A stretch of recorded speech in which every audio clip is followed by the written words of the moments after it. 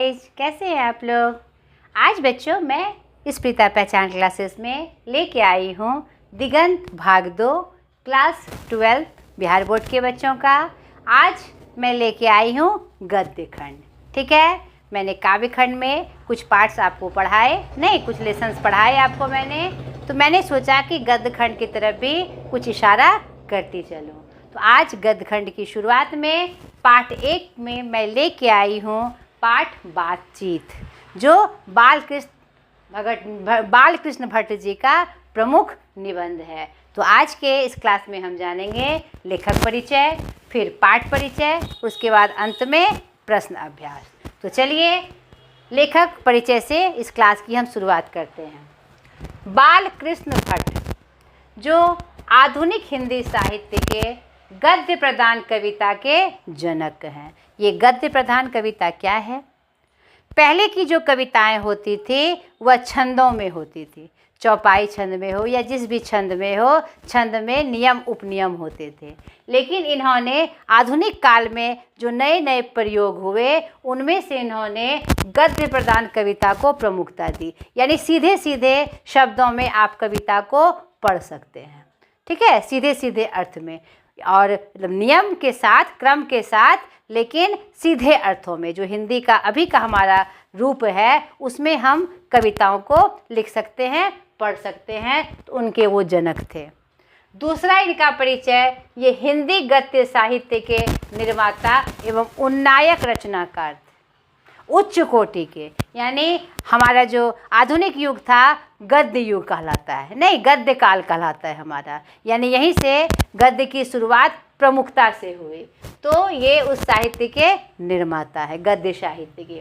तीसरा, ये भारतेंदु युग के प्रमुख साहित्यकार थे और उनके समय में, उनकी धारा में जो प्रमुख महान रचनाकार हुए उनके वे समकालीन थे, और जिससे कि उनका प्रभुत्व और भी व्यापक हो जाता है। नहीं, जिसमें प्रमुख साहित्यकार इनके अलावे प्रताप नारायण मिश्र, प्रेमघन, राधाचरण गोस्वामी के समकालीन थे। ठीक है, इनका एक और परिचय, ये आधुनिक आलोचना के भी प्रवर्तक थे। ये महान एवं सफल पत्रकार भी थे, उपन्यासकार भी थे, निबंधकार भी थे और नाटककार भी थे। यानी हिंदी गद्य साहित्य की जितनी विधाएं हैं सभी में उनको महारत हासिल थी। सब भी विषय वस्तु पर उन्होंने लेखन का कार्य किया। ठीक है, ये आलोचना क्या होता है? आलोचना मतलब किसी की बुराई करना नहीं, हम उसकी आलोचना कर रहे हैं या किसी की बुराई नहीं करना। हिंदी साहित्य में या किसी भी साहित्य में आलोचना का तात्पर्य होता है किसी विषय वस्तु पर और विस्तार से उसका विवरण प्रस्तुत करना, उसकी कमी या अच्छाई या बुराई नहीं बताना, उसमें और से और भी ज़्यादा पॉइंट्स जोड़कर उसे और भी अच्छे तरह से विस्तृत रूप से उसकी व्याख्या करना। तो उन्होंने उसका काम प्रमुख रूप से किया। इनका जन्म 23 जून 1844 इलाहाबाद उत्तर प्रदेश में हुआ। इनके पिता बेनी प्रसाद भट्ट जी थे और माता पार्वती देवी, जिन्होंने साहित्य की तरफ उनका आकर्षण बढ़ाया और शिक्षा के क्षेत्र में भी उनका जो उत्साह था उनका वर्धन पार्वती देवी जी, उनकी माता जी ने किया। इनकी शिक्षा प्रारंभ में इन्होंने संस्कृत का अध्ययन किया, क्योंकि संस्कृत उस समय प्रमुख भाषा के रूप में थी। बाद में मिशन स्कूल जाकर उन्होंने अंग्रेजी और हिंदी साहित्य का विशेष अध्ययन प्राप्त किया। इन्होंने मासिक पत्र हिंदी प्रदीप का संपादन भी किया। किनकी प्रेरणा से? भारतेंदु हरिश्चंद्र की प्रेरणा से, जो कहाँ से होता है? ये जो हिंदी प्रदीप पत्रिका हिंदी वर्धनी सभा प्रयाग की ओर से। ठीक है, कब तक संपादन किया? 33 वर्षों तक, लंबा सफ़र। नहीं, उन्होंने संपादन का काम किया। इनकी प्रमुख रचनाएं उपन्यास में रहस्य कथा, नूतन ब्रह्मचारी, रसातल यात्रा आदि प्रमुख है। नाटक में पद्मावती, वेणी संहार, शिक्षादान, सीता वनवास आदि प्रमुख हैं। प्रहसन में जैसा काम वैसा परिणाम, नई रोशनी का विष आदि। प्रहसन क्या होता है? मजाक के रूप में जब हम कोई प्रसंग या विषय वस्तु लिखते हैं, नहीं व्यंग्यात्मक रूप में। निबंध, इन्होंने लगभग 1000 के लगभग निबंध लिखे, जिसमें से 100 निबंध बहुत महत्वपूर्ण है, जो माध्यमिक स्तर से लेकर पीएचडी स्तर तक उसे पढ़ाए जाते हैं। इनके विषय में बहुत सारे शोधकर्ता शोध भी करते हैं। ठीक है। और यह जो निबंध 1000 है, यह भट्ट निबंध माला के नाम से 2 खंडों में प्रकाशित है। बड़ी संख्या में है तो इसे 2 खंडों में प्रकाशित किया गया है। किस नाम से? भट्ट निबंध माला। ये हमारा क्या है? भट्ट निबंध माला। तो कंफ्यूज नहीं करना है आपको, भट्ट निबंध माला के नाम से। इनका निधन 20 जुलाई 1914 ईस्वी में हुआ। तो ये इनका प्रमुख परिचय था। अब चलिए बातचीत। एक लगता है कि कॉमन शीर्षक है ये बातचीत, इसमें कौन सी निबंध बन गई भाई? लेकिन यहाँ पर इस पाठ के माध्यम से बातचीत की जो महत्ता है और बातचीत का जो परिणाम होता है, इनकी तरफ इन्होंने बहुत ही महत्वपूर्ण तरीके से इशारा किया है। तो चलिए हम पाठ के माध्यम से इसे और विस्तृत रूप से जानें। आइए पाठ के माध्यम से अब हम देखें कि बातचीत शीर्षक पाठ में इन्होंने किस बात की व्यंजना की है, किसके तरफ हमारा इशारा किया है। ठीक है। बालकृष्ण भट्ट जो इस बातचीत पाठ के लेखक हैं, बालकृष्ण भट्ट आधुनिक हिंदी गद्य के आदि निर्माताओं और उन्नायक रचनाओं में एक हैं। वे भारतेंदु युग के प्रमुख साहित्यकारों में से एक है, आपने इस बात को जाना। वे हिंदी के प्रारंभिक युग के प्रमुख महान पत्रकार, निबंधकार तथा हिंदी की आधुनिक आलोचना के प्रवर्तकों में अग्रगण्य हैं। तो उन्होंने जो अपने रचनाओं में जो विषय वस्तु को स्थान दिया, वह एक नवीन तरीके से दिया। और ये बालकृष्ण भट्ट गद्यकार थे। अपनी अभिरुचि, मानस और प्रतिभा से परिवेश और यथार्थ से संपूर्ण सरोकार रखने वाले लेखक, पत्रकार। उनके गद्य की भाषा और कला की जड़ें भी परिवेश और यथार्थ में ही व्याप्त थी। तो यहाँ प्रस्तुत बातचीत शीर्षक निबंध उनके निबंधकार व्यक्तित्व और निबंध कला के साथ साथ भाषा शैली का भी प्रतिनिधित्व करता है। और ये निबंध जो क्या है, गद्य साहित्य की एक विधा है। ठीक है। तो इसीलिए उन्हें एक महत्वपूर्ण गद्यकार होने का स्थान प्राप्त है। व्यक्तित्व व्यंजक, आत्मपरक, कलात्मक निबंध भी उन्होंने इतने लिखे कि उनकी संख्या सैकड़ों में है। आचार्य रामचंद्र शुक्ल ने निबंधकार के रूप में उन्हें अंग्रेजी साहित्य के एडिशन और स्टिल की श्रेणी में रखा है, जो कि बहुत बड़े रचनाकार थे, साहित्यकार थे विदेशी संस्कृति के।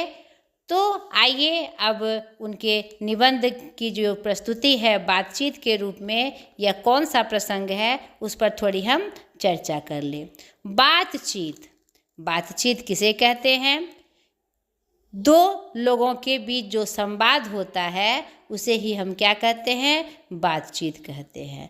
तो उसी संदर्भ में इसी विषय वस्तु को मतलब कि हमारा ध्यान आकर्षित करते हुए यह इस संदर्भ में एक निबंध हमारे सामने ये लेके आए हैं। ठीक है। यदि मनुष्य की इंद्रियां अपनी अपनी शक्तियों में अविकल रहती और वाक शक्ति मनुष्यों में ना होती तो हम नहीं जानते कि इस गूंगी सृष्टि का क्या हाल होता। नहीं, सब लोग लुंज पुंज से ही मानो कोने में बैठा दिए होते और जो कुछ सुख दुख का अनुभव हम अपनी दूसरी इंद्रियों के द्वारा करते, उसे अवाक होने के कारण आपस में एक दूसरे से कुछ कह नहीं सकते। यानी दुनिया में जितनी भी बातें होती है, जितने भी भाव हैं, उसको एक दूसरे तक पहुंचाने का माध्यम क्या है? बातचीत है। तो यानी एक प्रमुख विषय वस्तु पे हमारा लेखक हमारा ध्यान आकर्षित करते हैं। अगर ऐसा नहीं होता तो क्या होता? ठीक है। तो वहीं पर इसी संदर्भ में बहुत सारी बातें उन्होंने इस निबंध में बताई है कि बातचीत में वक्ता को नाज रखना जाहिर करने का मौका नहीं दिया जाता है कि वह बड़े अंदाज में गिन गिन कर पाँव रखता हुआ आगे बढ़े। हाँ, बातचीत जहाँ कोई मर्म या नोक की चोटेली बात वक्ता महाशय के मुख से निकली कि ताली ध्वनि से कमरा गूंज उठा। यानी बातचीत का एक अपना ही विशेष महत्व है। हमारी साधारण बातचीत का कुछ ऐसा घरेलू ढंग है, उसमें ना कर्तव्य ध्वनि का कोई मौका है, ना लोगों के कहे उड़ाने की कोई बात रहती है। हम 2 आदमी प्रेम पूर्वक संलाप कर रहे होते हैं। ठीक है, कोई चुटीली बात आ गई, हंस पड़े, मुस्कुराहट से होठों का केवल फड़क उठना ही इस हंसी की अंतिम सीमा है। ठीक है, यानी जो बातचीत है और जो भाषण या स्पीच होता है उसमें बहुत अंतर है। यानी बातचीत का जो महत्व है उसका यहाँ पर वर्णन लेखक कर रहे हैं शुरुआत में। और यहाँ पर एक मज़ेदार बात बताई जा रही है कि जहाँ आदमी को अपनी ज़िंदगी मज़ेदार बनाने के लिए खाने पीने चलने फिरने आदि की ज़रूरत है, वहाँ बातचीत की भी उसका अत्यंत आवश्यक चीज़ माना गया है। अगर हम बातचीत ना करेंगे तो हमें लगेगा कि हम एक गूंगे बने हुए व्यक्तित्व हैं, कुछ है ही नहीं। यानी हमारे जो भाव हमारे अंदर उठते हैं वह दूसरों तक हम कैसे पहुंचाते हैं? बातचीत के माध्यम से। जो कुछ मवाद या धुआं जमा रहता है वह बातचीत के जरिए भाप बनकर बाहर निकल पड़ता है। यानी यहाँ पर कहने का यह तात्पर्य है कि जो हमारे अंदर है, चाहे वह दुख के रूप में हो, सुख के रूप में हो, ज्ञान के रूप में हो, किसी रूप में हो, वह जो जमा रहता है वह बातचीत के माध्यम से ही हम उसे बाहर निकाल पाते हैं, जिससे कि हमारा चित्त हल्का और स्वच्छ हो जाता है और हम परम आनंद में मग्न हो जाते हैं। बातचीत का भी एक खास तरह का मज़ा होता है। जिनको बातचीत करने की लत पड़ जाती है वे इसके पीछे खाना पीना भी छोड़ देते हैं। यहाँ अब वह दूसरा रूप लेखक दिखा रहे हैं। अपना बड़ा हर्ज कर देना उन्हें पसंद आता है, पर वे बातचीत का मज़ा नहीं खोना चाहते। यहाँ पर दूसरे पक्ष से हमारा सरोकार हो रहा है। रॉबिन्सन क्रूसो का किस्सा बहुत लोगों ने पढ़ा होगा, जिसे 16 वर्ष तक मनुष्य मुख देखने को भी नहीं मिला। कुत्ता बिल्ली आदि जानवरों के बीच रह 16 वर्ष के उपरांत उसने फ्राइडे के मुख से एक बात सुनी। यद्यपि उसने अपनी जंगली बोली में कहा था, पर उस समय रॉबिन्सन को ऐसा आनंद हुआ मानो उसने नए सिरे से फिर से आदमी का चोला पाया हो। यानी एक रॉबिन्सन के उदाहरण से कवि स्पष्ट कर रहे हैं कि मनुष्य में ही यह गुण है कि बातचीत के माध्यम से वह अपनी बातें एक दूसरे तक पहुंचा सके, अपने मनोभाव को दर्शा सके। इससे सिद्ध होता है कि मनुष्य की वाक शक्ति में कहाँ तक लुभा लेने की ताकत है। ठीक है, इस बातचीत की सीमा 2 से लेकर वहाँ तक रखी जा सकती है जहाँ तक उनकी जमात मीटिंग या सभा ना समझ ली जाए। यानी बात मुख्यतः तो दो लोगों के बीच होती है, लेकिन इसकी सीमा बढ़ सकती है, लेकिन इतनी जो कि बातचीत में ही सीमित हो जाए, उसे मीटिंग ना समझ लिया जाए, सभा ना समझ लिया जाए। ठीक है, तो यहाँ पर बातचीत का जो रूप प्रारूप है उसके बारे में बताया गया है। आगे हम देखते हैं इस निबंध में, जैसे गर्म दूध और ठंडे पानी के 2 बर्तन पास पास साट के रख जाएं तो एक बार असर दूसरे में पहुंच जाता है, अर्थात दूध ठंडा हो जाता है और पानी गर्म। वैसे ही 2 आदमी पास बैठे हो तो एक का गुप्त असर दूसरे पर पहुंच जाता है, चाहे एक दूसरे को देखे भी नहीं।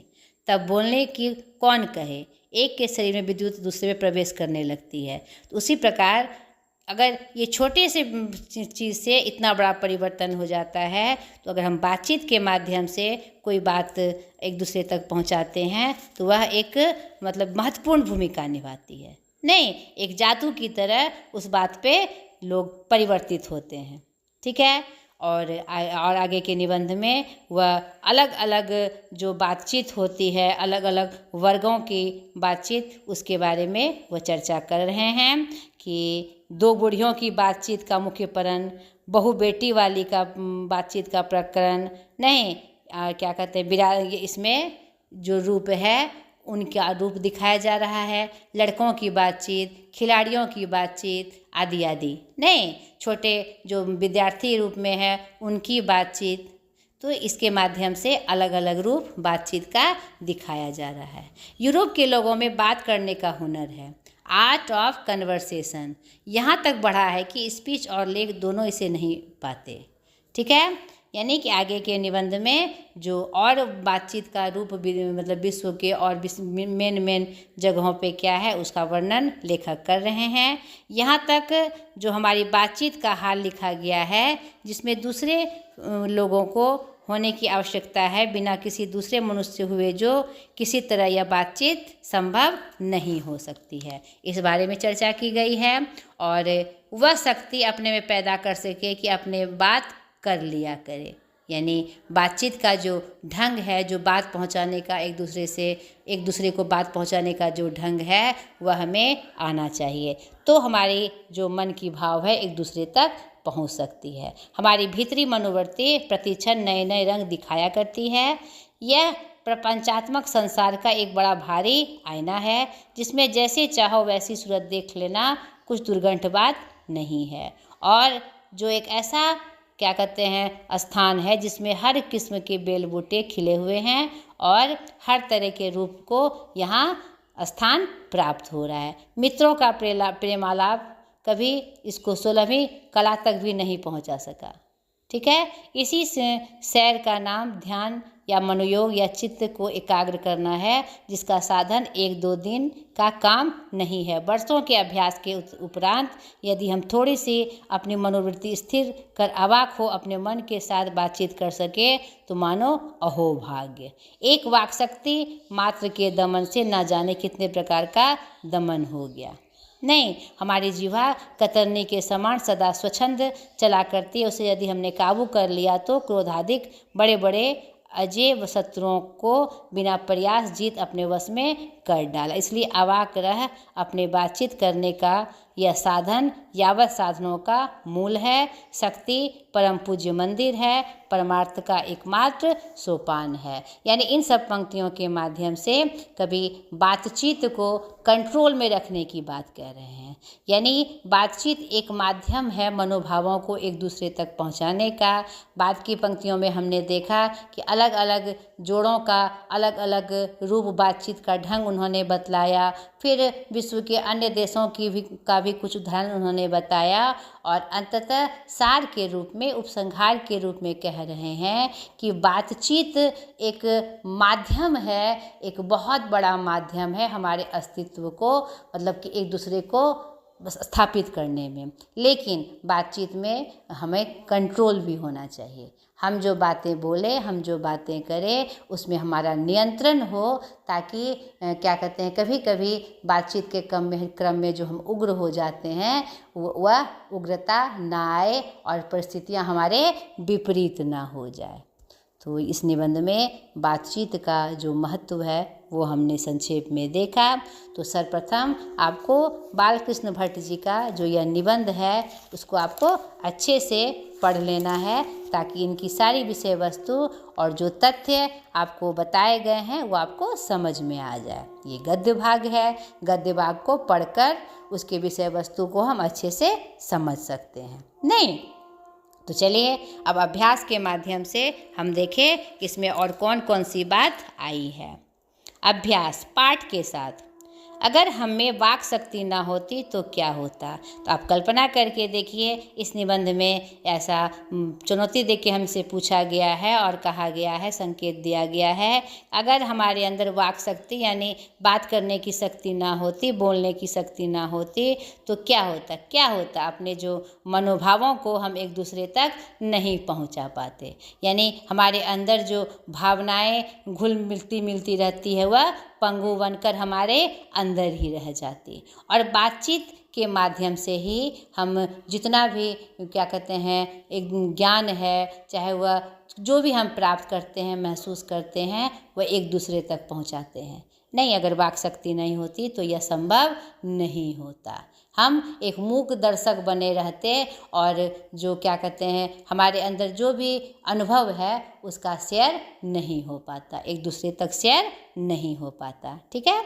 बातचीत के संबंध में बेन जॉनसन और एडिसन के क्या विचार हैं? तो इस क्या कहते हैं निबंध में हमने देखा कि जो इसमें बातचीत का जो ढंग है इनमें इनका एक विशेष ही बात कही गई है। उन्होंने कहा है कि ज़िंदगी को मज़ेदार बनाने के लिए, सब चीज़ करने के लिए, खाने पीने चढ़ने के लिए जैसे ज़रूरत पड़ती है, उसी तरह यहाँ बातचीत को भी उतनी आवश्यक चीज़ बताया गया है। नहीं, उन्होंने जो हमारे क्या कहते हैं बेन जॉनसन जी और एडिसन हैं, उन्होंने अपना विचार इसमें व्यक्त किया है कि बातचीत अगर नहीं होगी तो फिर हम क्या हो जाएंगे, मूक दर्शक बन जाएंगे।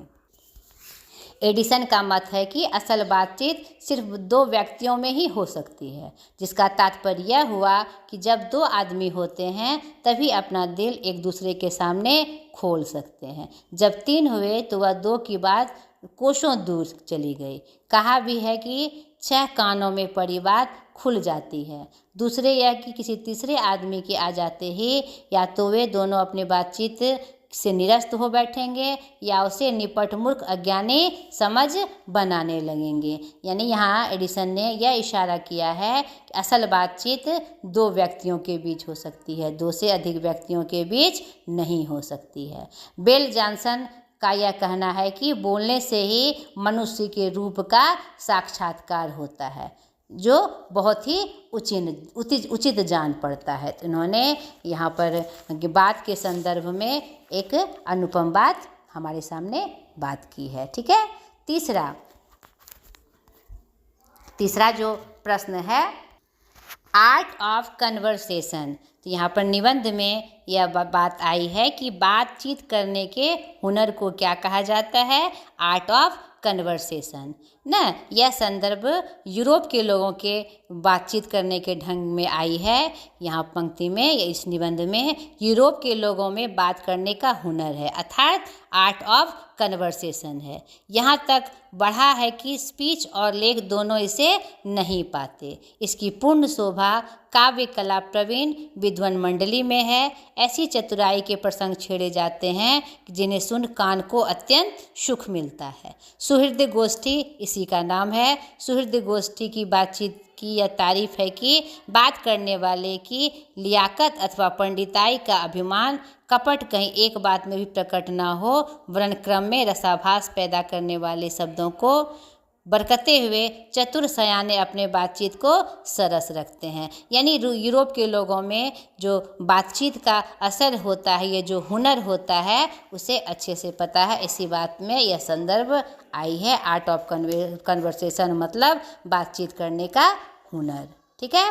चौथा, मनुष्य की बातचीत का उत्तम तरीका क्या हो सकता है, इसके द्वारा वह कैसे अपने लिए सर्वथा नवीन संसार की रचना कर सकता है।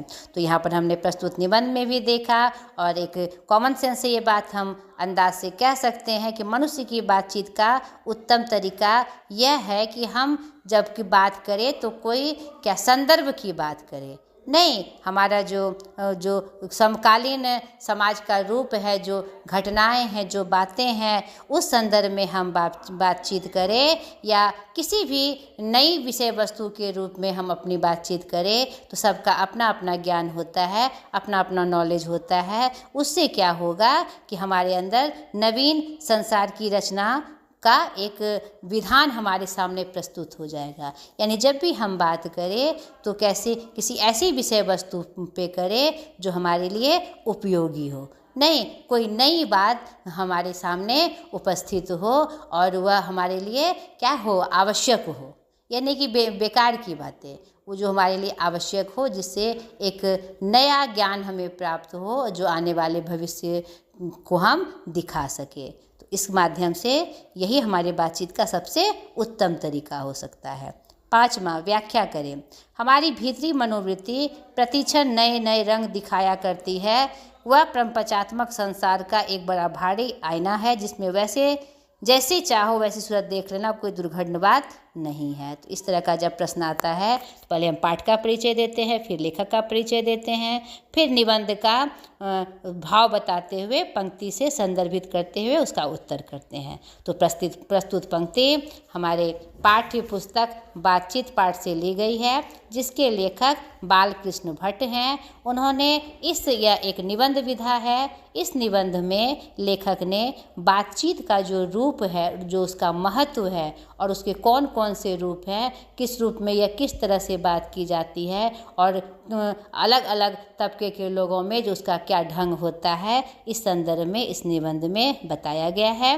और क्या कहते हैं, यह पंक्ति उसी संदर्भ में आई है कि हमारी भीतरी मनोवृत्ति प्रतिक्षण नए नए रंग दिखाया करती है, क्योंकि हमारा मन जो होता है वह भटकते रहता है। नहीं, कभी कोई बात को मन पकड़ लिया, कभी किसी और नए बात को पकड़ लिया, जिससे उसकी जो मनोवृत्ति है वो नए नए रूप में हमारे सामने प्रस्तुत होती है। नहीं तो उस वह प्रपंचात्मक संसार का एक बड़ा भारी आईना है, यानी कि क्या कहते हैं, हम जो महसूस करते हैं और यह जो आँखों से देखकर महसूस करते हैं उस पर कोई पर्दा नहीं डाल सकता। यानी हमारी मनोवृत्ति से ये जो प्रपंच या का जो अलग अलग रूप संसार में दिखाई पड़ता है, तो यह जो मनोवृत्ति है उसका क्या है, आईना होता है। नहीं, जिसमें जैसे चाहो वैसी सूरत देख लेना, कोई दुर्घंट बात नहीं है।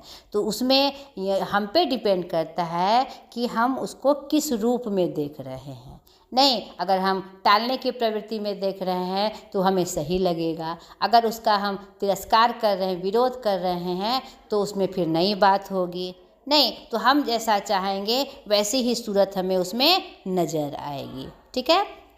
ख नंबर, सच है जब तक मनुष्य बोलता नहीं तब तक उसका गुण दोष प्रकट होता नहीं। प्रस्तुत पंक्ति हमारे पाठ्य पुस्तक बातचीत पाठ से ली गई है, जिसके लेखक बालकृष्ण भट्ट हैं।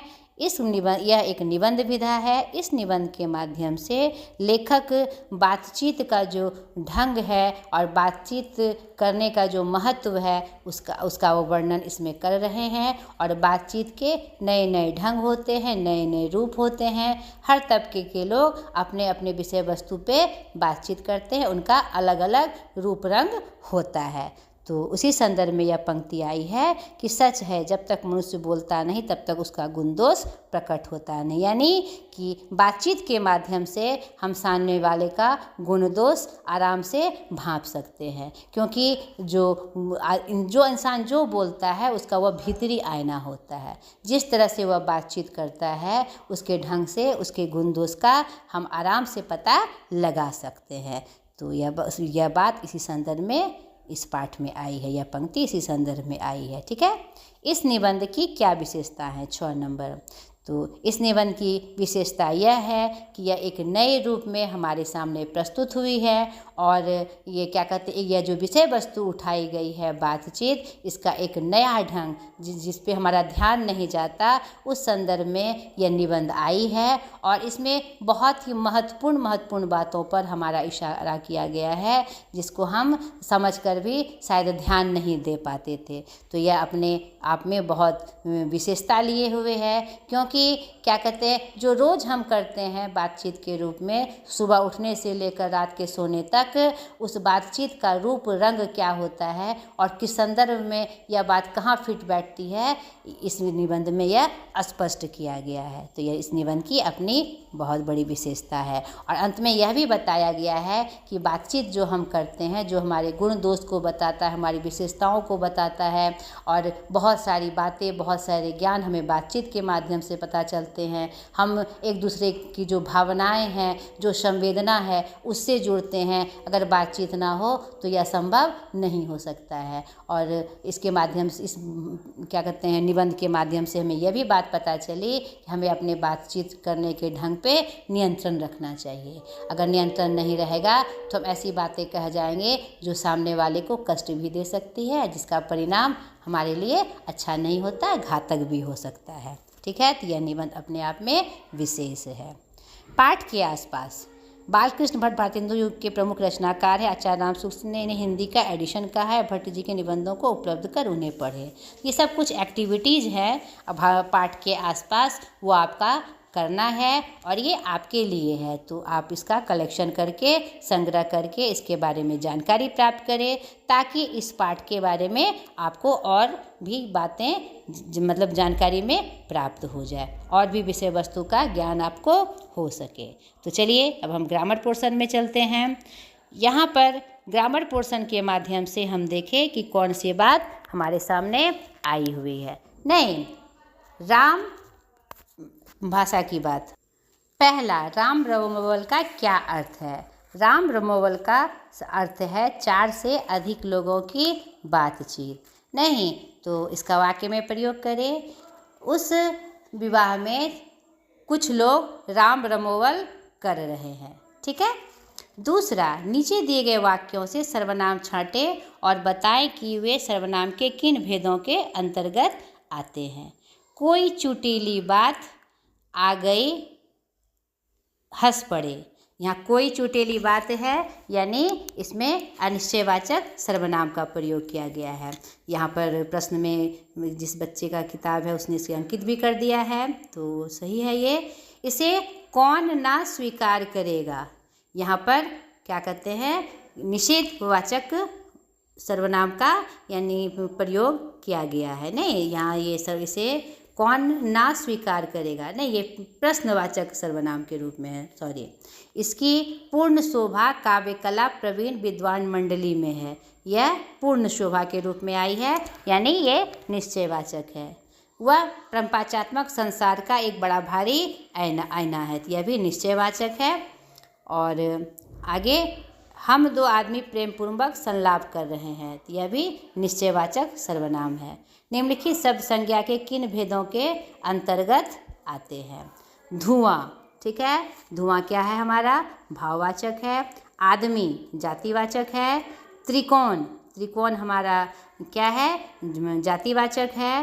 कान जातिवाचक है। शेक्सपियर ये विशेष व्यक्ति है, इसीलिए व्यक्तिवाचक है। देश, देश क्या है, जातिवाचक है। मीटिंग, मीटिंग सभा यानी समूह, समूह में है ये समूहवाचक है। पत्र, पत्र हमारा क्या है, पत्र हमारा जातिवाचक है। ठीक है, ये भाववाचक नहीं होगा, ये इसने गलत लिखा है, ये जातिवाचक है। संसार, संसार भी हमारा क्या है, जातिवाचक है। मुर्गा, मुर्गा पक्षियों में एक विशेष नाम है, इसीलिए यह व्यक्तिवाचक है। यहाँ पर इसने जातिवाचक लिखा है, गलत लिखा है। मंदिर, मंदिर हमारा जातिवाचक, कोई विशेष मंदिर का नाम होता तो वह व्यक्तिवाचक होता। ठीक है। अब चौथा है, वाक्य प्रयोग द्वारा लिंग निर्णय करें। इसमें वाक्य के माध्यम से ये बताना है कि स्त्रीलिंग है कि पुल्लिंग है। शक्ति की पूजा हो रही है, स्त्रीलिंग है। उसका उद्देश्य मुझे पता नहीं चल रहा है, पुल्लिंग है। बात, बात हो रही है, स्त्रीलिंग है। उसे नशे की लत लग गई है, ये स्त्रीलिंग होगी। ठीक है। नग, वो नग बहुत कीमती होता है, ये पुल्लिंग है। उसके अनुभव, उसका अनुभव बहुत महत्वपूर्ण है, यानी ये पुल्लिंग शब्द है। प्रकाश फैल रहा है, पुल्लिंग शब्द है। रंग, रंग चटकीला है, पुल्लिंग शब्द है। विवाह हो रहा है, ठीक है, यह भी पुल्लिंग शब्द है।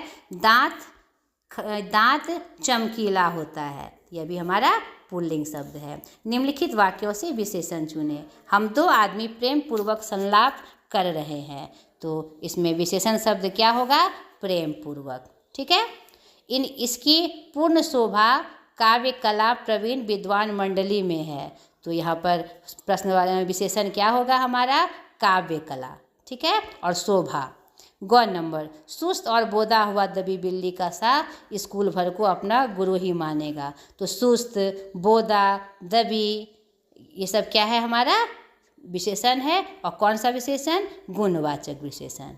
ठीक है। तो ये आपका व्याकरण पोर्शन भी समाप्त हुआ। आशा करती हूँ ये आपके लिए सहायक हुआ होगा। अगले वीडियो में एक नए पाठ के साथ मैं फिर हाजिर होंगी। आज तक के लिए इतना ही, बाय।